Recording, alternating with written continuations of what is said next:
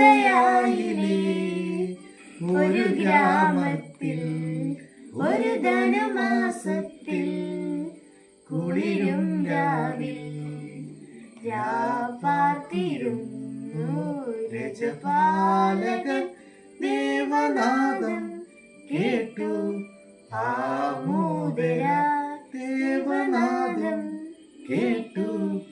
ആമോദര വർണ്ണരാജികൾ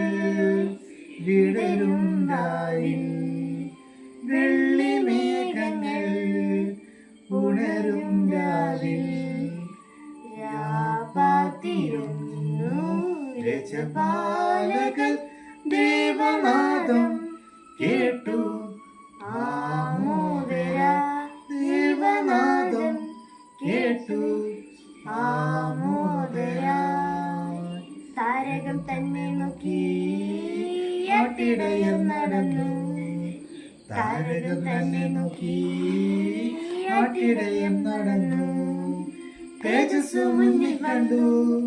അവർ ദേവനെ മുന്നിൽ കണ്ടു തേജസ് മുന്നിൽ കണ്ടു അവർ ബെത്ലഹേം തന്നിൽ വന്നു രാജാതിരാജന്റെ പൊൻതിരുമേനി രാജാതിരാജന്റെ പൊൻതിരുമേനി അവർ കാലിത്തൊഴുത്തിൽ